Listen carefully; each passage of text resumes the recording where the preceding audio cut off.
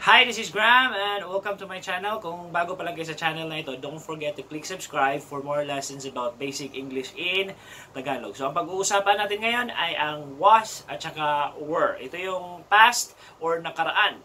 Dito sa lesson na ito, ituturo ko sa inyo ang tamang paggamit ng was at saka were, kung kailan ito gagamitin, kung saan ito gagamitin, at saka kailan gagamitin yung was at saka were. So, napakadali lang nito dahil ito ay basic English grammar lamang at saka, guys, palagi natin ito ginagamit sa pakikipag-usap or pakikipag-communicate using the English language. So, para mas maintindihan nyo mabuti, pupunta tayo sa aking computer or sa aking laptop. Let's go! Hello guys! Ngayon, ang pag-uusapan natin ay ang was and were. So, ito yung past ng to be, na verb, or kumbaga nakaraan, sa nakaraan. Yun yung pag-uusapan natin or yung ating topic ngayon sa lesson na ito. Ito ay basic English lang, basic English grammar, pero napaka-importante sa atin itong lesson na ito dahil sa pakikipag-usap, gamit natin ang English language. Ito yung napaka-importante kapag tinutukoy natin yung past or sa nakaraan. Yun nga, importante ito guys dahil gagamitin natin ang verb na to be sa nakaraan or in the past. At palagi natin itong ginagamit sa pakikipag-usap kapag tayo nakikipag-usap sa ibang tao gamit ang English language, kapag tayo nakikipag-communicate. Itong was and were ay napaka-gamit kapag nagkukwento tayo sa nakaraan or in the past. Tapos, ang previous video natin, yung verb na to be, mas maganda kung napanood nyo na yon, mas maganda na panoorin nyo muna yung hindi pa kasi para mas maintindihan nyo bago itong video na itong about sa was and were. So, dito ituturo ko sa inyo paano ang tamang paggamit ng was at kung kailan natin gagamitin ang were. So, sisimulan na natin. Pupunta tayo sa ating pinakaunang slide. Okay, wait. Here we go. So, ito guys, makikita nyo sa screen, itong was. Ito yung positive form ng was. Sa ating previous video, sa verb na to be, yung I, di ba? I am, he is, she is, it is. Ganun yung sa verb to be. Pero dito guys, kasi sa past ito or sa nakaraan, yung pinag-uusapan natin, ang positive form guys nito ay was, he was, she was, it was. So, wala tayong babaguhin. Ang gagamitin lang natin kasi nakaraan is was. Okay? So, titingnan natin yung sentence. I was working. He was eating. She was walking. It was good. So, ito yung positive form, guys, nitong was. Sa negative form naman, guys, ang idadagdag natin, again, sa negative is yung word na not. So, I was not working. Or pwede rin natin gawing I wasn't working. So, contraction yun ng was not. Again, contraction yun ng was not, yung wasn't. So, pwede nyo namang sabihin I was not working, pero mas maganda kasi pakinggan I wasn't working. Again, I wasn't working. So, pwede nyo rin sabihin I was not working. Tapos sa susunod guys, he was not eating. He wasn't eating. And then she was not walking. She wasn't walking. It was not good. It wasn't good. So, ganun lang kasimple, guys. Itong it, guys, ang tinutukoy nito, itong pronoun na it ay hindi tao, kundi bagay, hayop, or pangyayari, or weather, ganun. Kaya, ito yung gamit ito, guys. It was not good. It wasn't good. So, kapag, kunwari, tinutukoy nyo pagkain, hindi kinasarapan. So, it wasn't delicious. So, hindi masarap. Ganun. Or it wasn't good. Ganon guys, yung example dito na nilagay ko sa ating sentence. Tapos sa question form naman, itong was, ang gagawin natin, babasahin natin yung question form is ganon pa rin, babalik pa rin lang natin yung was at saka he. So for example, was he happy? Was she sad? Was it good? So, ganun lang kasimple guys. Hindi na natin i-complicate pa. Napakadali lang. Babalik ta rin lang natin yung verb bago verb tapos yung subject. So, again, was he happy? Was she sad? Was it good? Sa I kasi guys, hindi tayo masyadong gumagamit ito. Was I? Parang ikaw yung tinatanong mo yung sarili mo. Ganon. Kaya hindi masyadong ginagamit yun. Kaya dito lang ang nilagay ko is was he happy? Was she sad?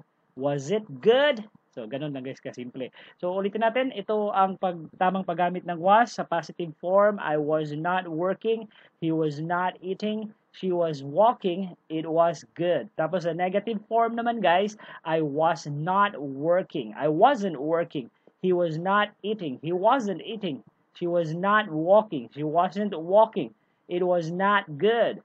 So, it wasn't good. Then, sa question form, was he happy? Was she sad?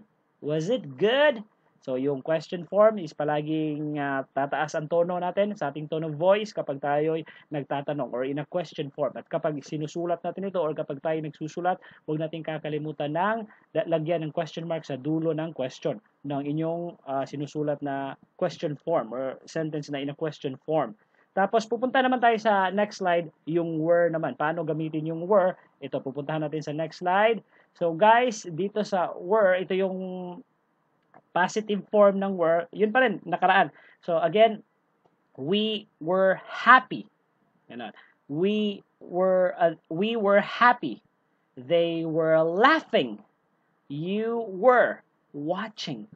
They were barking. So yun yung positive form nito guys. Napakasimple lang, napakadali lang tandaan. We were happy. They were laughing. You were watching. They were barking. Hindi natin pwedeng gawing we was happy, they was laughing, you was watching, they was barking. So napaka simple lang guys, napakadali lang, hindi pwedeng gamitin yung was dito. Ito yung tamang paggamit ng were. So guys, huwag kayong maguluhan dun sa they kasi dalawang they nilagay ko. So i-explain ko sa inyo. They were laughing. Ang ibig sabihin nito guys, is tao ito, tumatawa. They were laughing. Ang tinutukoy mo, sila, tumatawa. Hindi ka kasama. They. So, tumatawa sila, mga tao. Pero dito sa kabila, yung isang example ko ng they were barking. Ibig sabihin nito na tumatahol. Pwede kasi yung they guys, dalawang meaning kasi yun eh. Yung isang they, ang ibig sabihin nito is yung tao ang tinutukoy nito, yung noun na tao. Dito naman sa kabila, pwede kasi ito gamitin ng they sa noun na mga aso or mga hayop, ganun. They were barking. So, yun yung explanation nito guys. Huwag kayong maguluhan. At saka, sa negative form naman itong were, we weren't happy. So, we were not happy. So, we weren't happy. They weren't laughing. They were not laughing. They weren't watching. They were not watching. They weren't barking or they were not barking. Kasi kapag gagamit tayo nitong were not guys, we were not happy. So kapag yun ang gagamitin natin, hindi yung weren't. Yung weren't kasi yun yung formal na sabihin, hindi masyadong obvious o we weren't happy. So hindi kami masaya. Kapag sinabi mo kasing we were not happy, napaka-obvious yun or napaka-strong ng ibig sabihin mo o gusto mong i-express. We were not happy with your service. Parang ganun guys, hindi kami masaya sa inyong serbisyo, sa inyong broadband or kung ano man, ganun. Yun yung gamit niya, dapat yun yung gagamitin nyo kapag obvious or gusto nyo yung point nyo or gusto nyo strong yung point ninyo. Kumbaga, we were not happy. We were not laughing. Ganon. But we weren't happy. Para medyo kalmado lang. They weren't laughing. You weren't watching. They weren't barking. So, contraction lang yun guys ng were not. Ang weren't.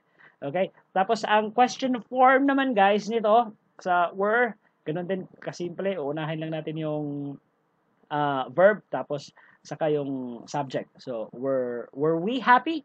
Kasama ka rito. We, ikaw, at saka may ibang tao. Kasama kayo. So, we were happy. Were they eating? Were you walking? Ganon. So, ulitin ko, were we happy? Were they eating?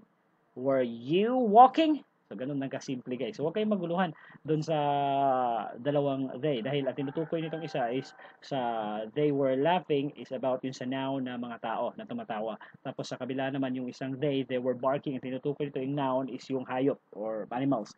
So, ganun lang kasimple guys. Tapos, recap natin yung ating napag-aralan ngayon. Balik tayo sa pinakaunang slide. So, ang napag-usapan natin ngayon, ang pag-aralan natin ngayon ay was and were. Ito yung verb to be na sa past. Kung paano ang tamang paggamit ng was and were. Tapos, dito sa screen na to, sa unang page, sa pangalawang page, ang was na form, positive form ng was.